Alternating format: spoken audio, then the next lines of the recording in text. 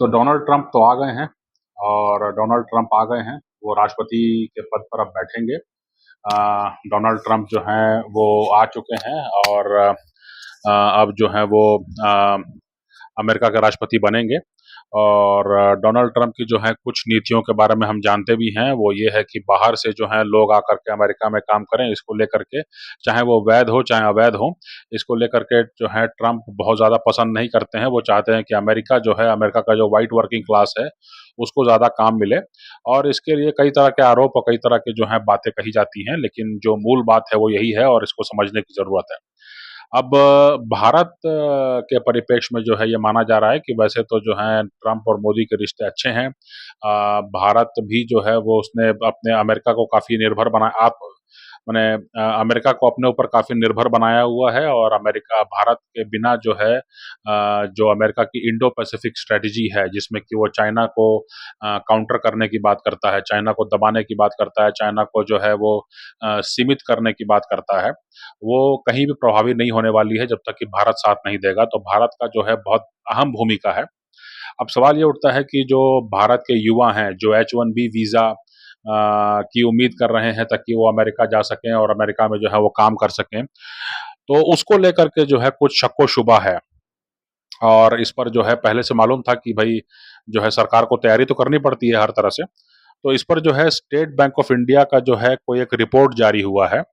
ये बीते मंडे को जो है जारी हुआ है और इसमें H-1B वीज़ा को लेकर के अगर ट्रंप सरकार जो है वो कड़ाई करती है, अगर वो बाधित करती है या अगर H-1B वीज़ा देने में जो है वो आनाकानी करती है, तो उस स्थिति में जो है देश पर क्या प्रभाव पड़ेगा या देश को क्या रणनीति अपनानी चाहिए, इसके बारे में जो है इस रिपोर्ट में जो है वो मालूम है माने बताया गया है। तो ये बताया गया है कि जो H-1B वीज़ा है अगर उसमें कड़ाई होती है डोनाल्ड ट्रंप के प्रशासन में, तो इससे जो है कहीं न कहीं भारत को जो है आत्मनिर्भर बनने का मौका मिलेगा, है ना? जो अगर वीज़ा के नियम जो हैं वो कड़े होते हैं, तो इसमें रिपोर्ट में बताया गया है कि वीज़ा के नियम अगर कड़े होते हैं, तो निश्चित तौर पर जो है जो इंडियन आईटी फर्म्स हैं, उनके लिए जो दाम है, उनका जो कॉस्ट है, उनका जो काम करने का जो कॉस्ट है, ऑपरेटिंग कॉस्ट है, वो बढ़ेगा। लेकिन ये भी है कि जो भारत है उसको ज़्यादा जो है अपने लोकल मैन्युफैक्चरिंग और अपनी आर्थिक आज़ादी पर या आर्थिक आत्मनिर्भरता पर जो है ज़्यादा फ़ोकस करने का मौका मिलेगा या उस तरफ जो है देखने के लिए भारत बाधित होगा। माने उस पर ये लाज़िम होगा। ये कहा गया है रिपोर्ट में कि अगर H-1B वीज़ा को लेके कड़ाई होती है तो निश्चित तौर पर जो है इंडियन आईटी कंपनीज़ जो यूएस में हैं उनके लिए अपने व्यक्तियों को वहाँ भेजना, जो लेबर मोबिलिटी कहलाता है, ये काफ़ी मुश्किल होगा और जो है होगा ये कि अमेरिका में जो इनके ऑपरेशंस हैं, वहाँ पर इनको लोकली कोई व्यक्ति को लेना पड़ेगा और इसके लिए उनको ऊँचे दाम देने पड़ सकते हैं, क्योंकि वहाँ के जो लेबर लॉज़ हैं, वो तो अलग ही हैं, है ना? और इसलिए जो है ये कहा जा सकता है कि अच्छा रिपोर्ट में ये कहा गया है कि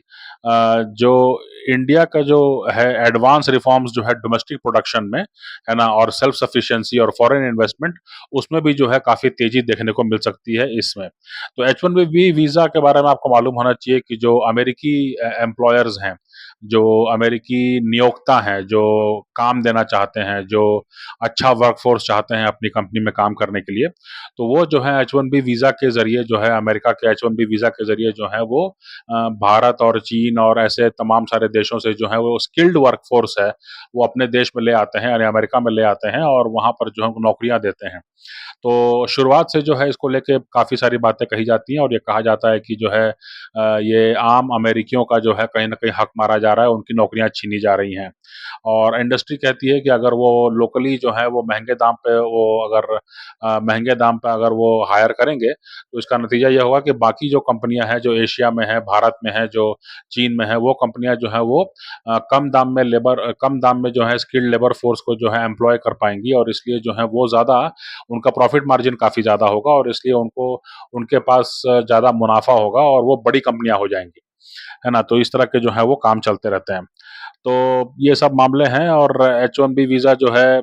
65,000 से लेकर के जो है अगर अगर ज़रूरत पड़े तो 20,000 उसमें बढ़ाया जा सकता है। इस तरह के प्रावधान रहते हैं। ट्रंप का ये मानना है कि H-1B वीज़ा प्रोग्राम जो है वो दरअसल जो है अमरीकियों के खिलाफ है और अमरीकियों के मौके कम करता है। ये उनका एक पॉपुलिस्ट आइडिया है और अगर आप अमेरिकी होते, गोरे अमेरिकी होते तो आप चाहते कि हाँ, ट्रंप जो कह रहे हैं वो सही कह रहे हैं, है ना? लेकिन अगर आप वो नहीं हैं तो आप चाहेंगे कि बाहर के लोगों को मौका मिलना चाहिए, तो अपना-अपना दृष्टिकोण है, आप जहाँ खड़े हैं वहाँ से आपको जो दिखाई पड़ रहा है उसके हिसाब से आप बात करेंगे। तो ट्रंप जो है अपने पहले कार्यकाल में जो है नॉन इमिग्रेंट वीज़ा जो है ना? उनको तकरीबन 10 लाख तक सीमित करके रखा था। लेकिन 2023 में जो है, जो नॉन इमिग्रेंट वीज़ा जो है, जो भारतीयों को मिला है, वो तकरीबन 1.4 मिलियन है, यानी कि 1 करोड़ ये 14 लाख के आसपास जो है ये पड़ेगा। अब अमेरिका जो है वो ट्रंप के कार्यकाल में जो है ये माना जा रहा है कि जो है अपने अमेरिकी लोगों को ही जो है ज़्यादातर वहाँ पे काम देने की कोशिश करेगा। तो अब जो है भारत के लिए जो है एक नए मौके हैं, नया चुनौती भी है, नए मौके भी हैं और ये मामला है। और ये भी बात है कि एच-1बी वीज़ा जो है आमतौर से इंडियन वीज़ा ही कहलाता है क्योंकि एच-1बी वीज़ा का जो कोटा है उसमें मैक्सिमम जो है वो इंडियंस ही उसको उसको हासिल करते हैं क्योंकि इंडियंस के पास स्किल्ड वर्कफ़ोर्स बहुत ज़्यादा है। ये मामला है। चाइनीज़ जो हैं वो दूसरे नंबर पर हैं। यानी अच्छा ये बताया अच्छी जानकारी है कि 2023 के जो फाइनेंशियल ईयर है, उसमें जो भारतीय मूल के लोग हैं या भारतीय लोग हैं उनको उन्होंने 72 फ़ीसदी से ज़्यादा जो है एच-1बी वीज़ा का जो है इस्तेमाल किया, वो उसको हासिल किया और चाइनीज़ जो हैं, जो चीनी नागरिक हैं, उन्होंने तकरीबन 12% या 11% से थोड़ा ऊपर जो है उन्होंने हासिल किया। तो आप देख सकते हैं कितना ज़्यादा फ़र्क है, भारतीय कितने बड़े पैमाने पर जो हैं अमेरिका में जाकर के बस रहे हैं या अमेरिका में काम करने की कोशिश कर रहे हैं। अ, तो ये जो है कुछ ऐसी बातें हैं, जो आपको जाननी चाहिए और अच्छा एक और महत्वपूर्ण जानकारी है वो ये कि जो जो एच-1बी वीज़ा है आमतौर से जो कंप्यूटर रिलेटेड है, जो आईटी जो रिलेटेड जो काम होते हैं उसमें दिए जाते हैं, है ना? और ये 65% के आसपास है, यानी काफ़ी अच्छी खासी संख्या जो है वो आईटी से रिलेटेड या कंप्यूटर से रिलेटेड ही जो है वीज़ा दिया जाता है। लेकिन इसमें आर्किटेक्चर से लेकर के, इंजीनियरिंग से लेकर के, शिक्षा से लेकर के जो है और भी अन्य जो हैं ऐसे काम ऐसे अन्य भी पेशे जो हैं, उनमें उनके लिए भी जो है एच-1बी वीज़ा जो है वो दिया जाता है। और ये बताया जाता है कि एक औसत सैलरी जो है एच-1बी वीज़ा होल्डर की, वो 2023 के साल में जो है $1,18,000 थी। यानी कि ये काफ़ी अच्छी आकर्षक आय है अगर आप देखें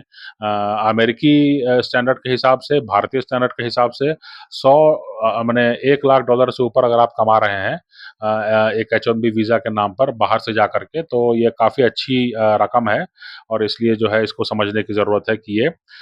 कितना मुनाफ़े का सौदा है भारतीयों के लिए। लेकिन जो एसबीआई की रिपोर्ट है बताती है कि अगर इसमें कड़ाई होती है, कड़ाई होगी मतलब पूरी तरह बंद तो नहीं होगा, लेकिन कड़ाई होगी, अगर कड़ाई होती है तो भारत के लिए भी जो है चुनौतियाँ भी हैं और मौके भी हैं।